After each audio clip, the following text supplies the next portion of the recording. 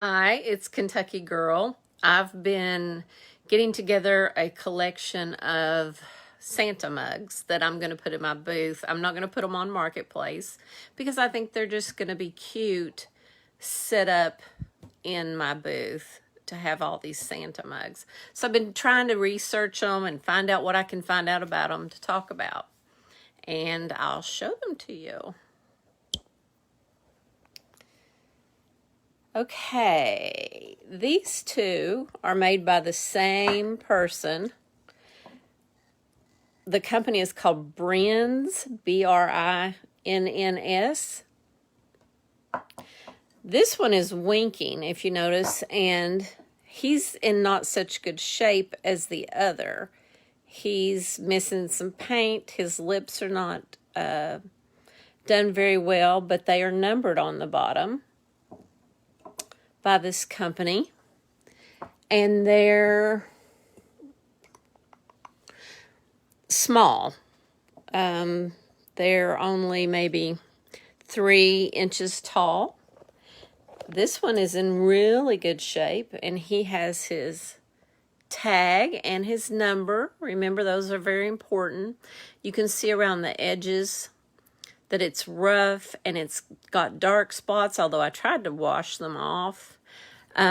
That's how you tell if something's older and it's more aged because they have been sitting around on somebody's cabinet or shelf. So there's those two. I have this one, and he's very, he's more done than the others. He's, his beard is compared to, say, these.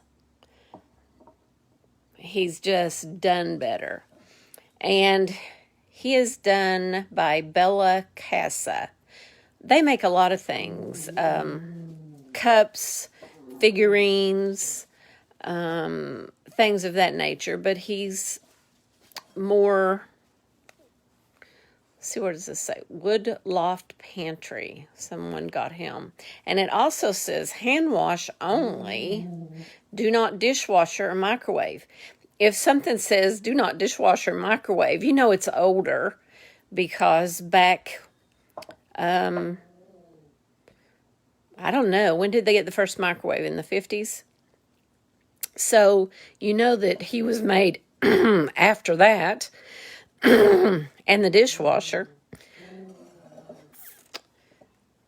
This next one, he's really, look how his nose, his eyes, his beard, he's got some gold in it. It says Omnibus by Fitz and Floyd in 1995. Fitz and Floyd is very popular and usually cost a lot of money. So he's considered vintage from 1995. And Fitz and Floyd is made in Texas, in the good old USA. They are famous for making dinnerware for presidents at the White House. They have made tea services for the Queen. So Fitz and Floyd is popular and considered high-end. And plus, like I say, they're just more detailed. That's the word I'm looking for. They're more detailed than a lot of these other mugs. This mug is very detailed. Look at his wrinkles in his forehead. He's got his eyes closed. But now he's made in China. So he's not as old as some of the others, but he's pretty detailed and pretty nice compared. I have 3 Lenox mugs back here, and they're not really detailed at all. But they're probably going to be the most expensive mugs from the research that I've done, only because of the name. And then look at this Lenox mug. He doesn't even have real eyes. He's got dots. These were made in the 1990s, so they're vintage. They've got Lenox on there. And it says microwave or dishwasher safe. So, like I said, they're older because they're talking about dishwashers and microwaves on the bottom. This is the Holiday Santa Collection by Lennox. These two are the same, but they're a lot more detailed than him.